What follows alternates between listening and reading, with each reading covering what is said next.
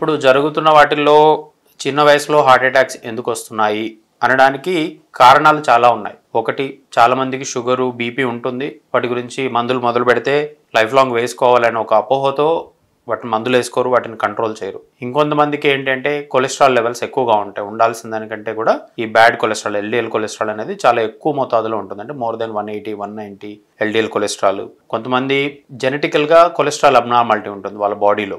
So అలా ఉండే వాళ్ళకి ఏంటంటే ఫ్యామిలీలో చాలా మందికి చిన్న వయసులో హార్ట్ అటాక్స్ రావడం. సో ఇలాంటి ఫ్యామిలీ మెంబర్స్ అందరూ కూడా, అంటే సపోజ్ వాళ్ళ ఇంట్లో ఒక మగ వ్యక్తికి బిలో 40 ఇయర్స్ కానీ ఆడవాళ్ళకి బిలో 50 ఇయర్స్ కానీ హార్ట్ అటాక్ వచ్చింది అంటే ఆ ఫ్యామిలీలో ఉన్న వాళ్ళందరూ కంపల్సరీగా కొలెస్ట్రాల్ టెస్ట్ అనేది కంపల్సరీ చేయించుకోవాలి. ఎందుకంటే వాళ్ళలో ఈ కొలెస్ట్రాల్కి సంబంధించిన జెనెటిక్ వేరియేషన్స్ ఉండడంతో వాళ్ళ కొలెస్ట్రాల్ లెవెల్స్ అనేవి చాలా అబ్నార్మల్ లెవెల్స్లో ఉంటాయి. సో అబ్నార్మల్ లెవెల్స్లో ఉన్నప్పుడు ఏమవుతుంది, బాడీలో ఎక్సెస్ కొలెస్ట్రాల్ అంతా కూడా ఈ రక్తనాళాల్లో పేరుకుపోతూ ఉంటుంది. ఈ రక్తనాళాలు అనేవి ఎక్కడ ఉంటాయి, మన బాడీ మొత్తం ఉంటాయి. అది హార్ట్కి సంబంధించిన రక్తనాళాల్లో బ్లాక్ కావచ్చు, బ్రెయిన్కి పంపించే రక్తనాళాల్లో బ్లాక్ కావచ్చు, లేదంటే కాళ్ళు చేతులకు సంబంధించిన రక్తనాళాల్లో కూడా ఈ కొలెస్ట్రాల్ అనేది పేరుకుపోతూ ఉంటుంది. సో వీటన్నిటిని మనం ఎలా డిటెక్ట్ చేయగలము అంటే సింపుల్గా ఒక మనిషిని చూసి చెప్పే విధంగా ఉండదు. చాలా మందిలో కూడా బ్లడ్ టెస్ట్ చేయించుకోవాలి. బట్ కొంతమందిలో కన్ను మీడియల్ పార్ట్, అంటే అది ముక్కు పక్కన ఎల్లోగా చిన్న చిన్న నాడ్యూల్స్ లాగా పెరుగుతూ ఉంటాయి ఓవర్ పీరియడ్ ఆఫ్ టైం. కొంతమందికి ఇలా మోచేతుల మీద గడ్డల్లాగా వస్తాయి. సో ఇలాంటి వాళ్ళకి ఏంటంటే cholesterol, genetic abnormality of cholesterol ఉంటుంది.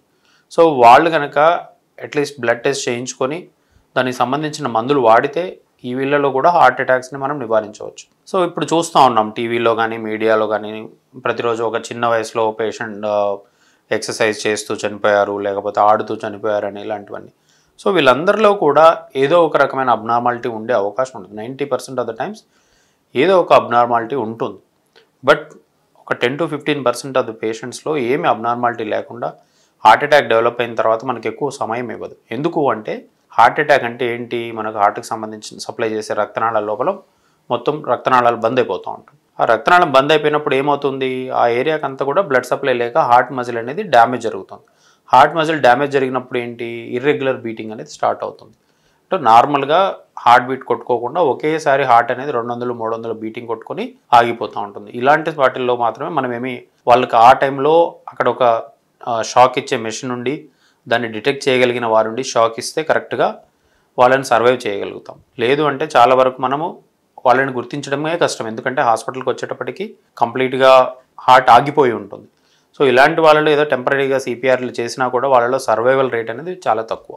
వీటన్నిటికీ పరిష్కారం ఏంటి ఫస్ట్? సో వీటన్నిటికీ కూడా 100% మనం డిటెక్ట్ చేయలేకపోవచ్చు. But at least once in a year health check చేయించుకుంటే కొంతమంది కన్నా అట్లీస్ట్ మన కొలెస్ట్రాల్ లెవెల్స్ ఎక్కువగా ఉన్నాయి, లేకపోతే మనకు షుగర్ ఉంది, బీపీ ఉంది, వీటిని కంట్రోల్ పెట్టుకోవాలనేది ఒక ఐడియా వస్తుంది. సో ఎస్పెషల్లీ ఆల్రెడీ ఒకసారి హార్ట్ అటాక్ వచ్చినా ఇలాంటి వాళ్ళు బ్లడ్ థిన్నర్స్ అనే టాబ్లెట్స్ కంపల్సరీ వాడుతూ ఉండాలి. సో వాటిని నెగ్లెక్ట్ చేయడం కానీ, మర్చిపోవడం కానీ ఇలాంటివి జరిగితే వేసిన స్టంట్స్ బంద్ కావడం ఇలాంటి రిస్కులు ఉంటాయి. ఈవెన్ బైపాస్ చేసిన వాళ్ళైనా కూడా మందులు అనేది కంపల్సరీ వేసుకోవాలి.